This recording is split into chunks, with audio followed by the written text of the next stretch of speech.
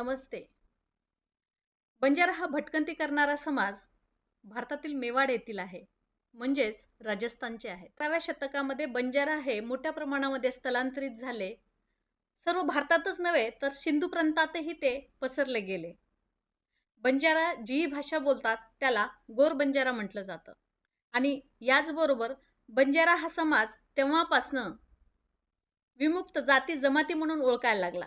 समाजाची संस्कृती आणि वेशभूषा इतर समाजापेक्षा खूप वेगळी आहे. बंजाराच्या व्यवसायाबद्दल बोलायचं झालं तर बंजारा समाज हा पूर्वीपासूनच आणि बैलाच्या साहाय्याने धान्याचा आणि कामगारांचा व्यापार करायचा. या सर्वांना माहिती आहे की इंग्रज भारतात येण्यापूर्वीही भारतामध्ये जाती प्रथा होती, म्हणजे जातीची उतरंड होती. त्या उतरंडीमध्ये पण बंजारा समाज हा भरडला गेला. त्याही ठिकाणी त्यांना न्याय मिळाला नाही. जेव्हा इंग्रज भारतामध्ये आले त्यावेळेस इंग्रजांची ओळख म्हणजे भारताची त्यांनी लुटमार केली या पद्धतीने आहे. जेव्हा ते भारताची लुटमार करत होते त्यावेळेस त्यांनी जंगलचं नष्टीकरण पण केलं आणि त्या जंगलामध्ये बंजारा समाज हा राहत होता. कारण बंजारा समाज हा स्थलांतरित करणारा समाज होता, त्यामुळे त्यांना साधन म्हणजे जंगल होतं आणि जंगलाची जेव्हा नष्टता व्हायला लागली तेव्हा बंजारा समाजाने आणि आदिवासी समाजाने इंग्रजांच्या विरोधात आवाज उठवले आणि उठाव केले.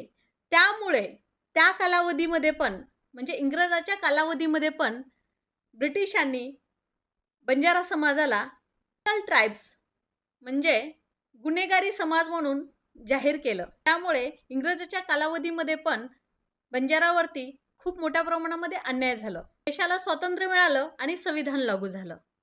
संविधान लागू झाल्यानंतरही बंजारा समाजाला योग्य ते आरक्षण मिळालं नाही, जसं इतर समाजाला मिळालं. त्यामुळे भारताला स्वतंत्र होऊन पण बंजारा समाजाची ती स्थिती राहिली. बंजारा समाज आजही तांड्यामध्ये राहतो, समाजाच्या मेन प्रवाहामध्ये आलेला नाही. त्यामुळे इथेही बंजारा समाजाला मेन प्रवाहामध्ये येण्यासाठी एक आरक्षणाची गरज आहे. याकरता मराठवाड्यातील 8ही जिल्ह्यामध्ये आज मोठ्या प्रमाणामध्ये आणि प्रखरतेने सरकाराच्या विरोधामध्ये आंदोलनाची मोठ्या प्रमाणामध्ये मागणी चालू आहे. कारण हा समाज खरंच मागासलेला आहे. समाजाच्या मुख्य प्रवाहापासून कुठेतरी बाजूला ढकलला गेलेला आहे.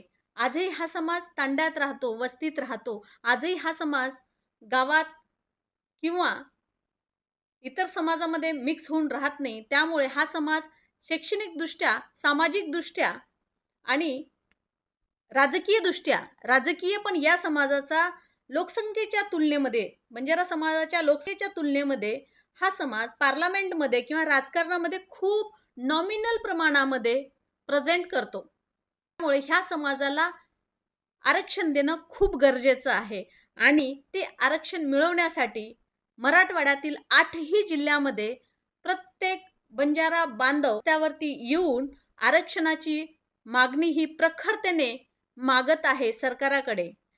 त्यामुळे ह्या समाजाला आरक्षण देणं गरजेचं आहे आणि या समाजाला एक समाजाचा घटक म्हणून माझा पूर्ण पाठिंबा आहे आणि शुभेच्छा आहेत. धन्यवाद.